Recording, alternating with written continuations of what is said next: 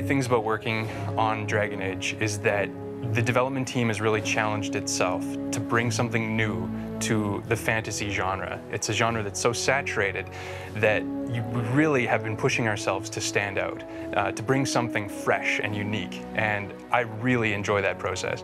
Ferelden itself is actually kind of almost a barbaric nation, not too far away from being really uncivilized. It's a land that was occupied by the Empire of Orlais, which is its neighbor, for a generation until it finally broke free, and all of a sudden the Blight begins. So suddenly this nation that's just starting to get its feet now has to deal with a crisis that threatens to destroy it.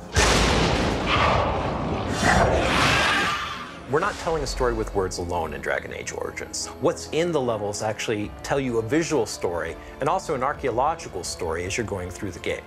Villages and cities that have existed for hundreds of years, but they've gone through multiple iterations of war and rebuilding, so you have all these layers built on top of one another. They'll tell of the ancient Fereldans. They'll tell of the strife with the Tevinter Empire long ago. They'll tell of the great, wondrous battles that have taken place, and you're just now walking through the sort of the ashes of these great conflicts.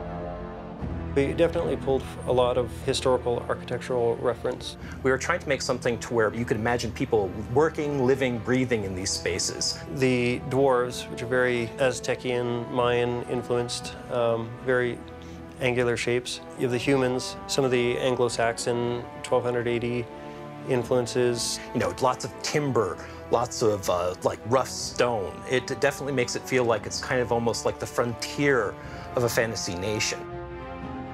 The first step that you have to take in creating levels is coming up with your core concept. Every inch of a level is an opportunity for us to engage you in combat, to tell a story, or to take your breath away.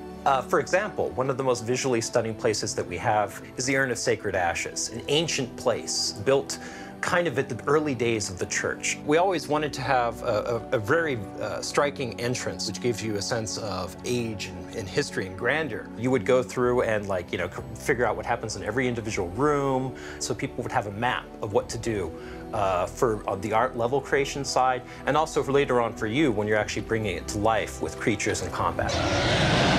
So one of the huge advantages we had on Dragon Age Origins was the fact that we were able to do a lot of early development in the Neverwinter Nights engine. This is the Urn of Sacred Ashes, the way that we built it in the Neverwinter prototype. We wanted to make sure that the gameplay, the story, and all the design elements really worked and fit together. And now we'll show you what it looks like in the final game. And as you're about to see, this is the same entrance in the Dragon Age engine.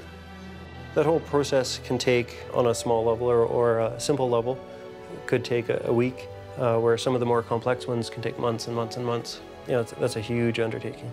Ferelden is just one country on the main continent in Dragon Age universe, so there's certainly a lot more to explore and talk about in the future.